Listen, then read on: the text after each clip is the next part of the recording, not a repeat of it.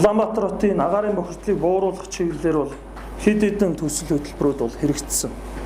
Тухайлбал 2011 оноос хойш 2015 он хүртэл бол мянганы сорилын сан, за мөн одоо Дэлхийн банк, за цэвэр агаарын сан, за мөн одоо улсын төсөвтэй холбогдуулаад томоохон одоо хөрөнгийн зарцуулалт бол явсан.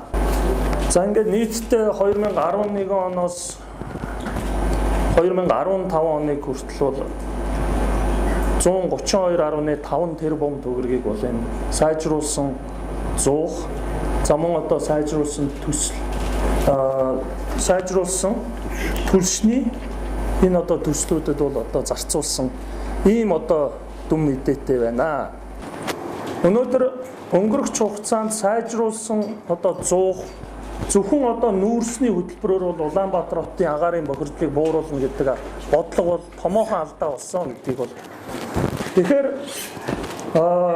шинэ одоо удирдлагын хоёр дахь одоо томоохон концепц бол шинэ өндөр технологийн нэвтрүүлэх, за улмаар одоо байгаль орчин дээлтэй хүний эрүүл мэндэд одоо хоргүй, аюулгүй ийм одоо технологи руу бид нар шилжнэ гэсэн ийм одоо зорилт тавьж байгаа. Энэ бол хоёр дахь агаарын бохирдлоос бууруулах концепц. За энэ шинэ технологиг бүрэн нэвтрүүлж Улаанбаатар хотыг утаагүй агаарын бохирдлгүй болгоход бол өнгөрөх хугацаанд хийж байгаа сайн одоо бодлогыг бол өргөжлүүлж ажиллаулна. Мэдээж өнөөдөр Улаанбаатар хотын удирдлагууд нүүрс төлж болохгүй гэдэг шийдвэр гаргах боломжгүй. Тэгэхээр агаарын бохирдлыг, нийслэлийн агаарын бохирдлыг бууруулах сантай болно. Өнөөдөр айл өрх болгон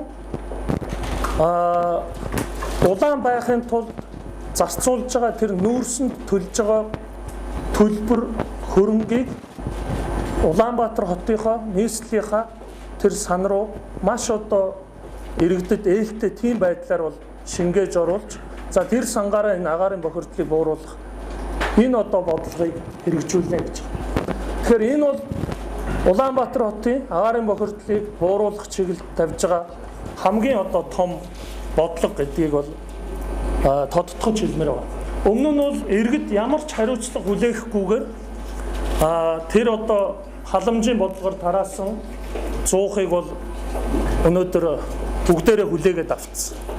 Тэгэхээр одоо Улаанбаатар хот бол энэ агаарын бохирдлыг бууруулах сантай болж иргэд хамтдаа бид нар хариуцлага хүлээж агаарын бохирдлыг бууруулна гэсэн ийм одоо бодлогыг барьж байгаа. Тэгэхээр бид нар бол одоо халамжийн бодлогоос ерөөсө татгалзъя гэдэг байна шүү дээ. Бүгд гаргаж байгаа тэр мөнгөө багаар сандаа төвлөрүүлээд утаанаасаа салж эрүүл аюулгүй орчинд амьдрах энэ одоо гол зорилгыг тавьж ажилласан.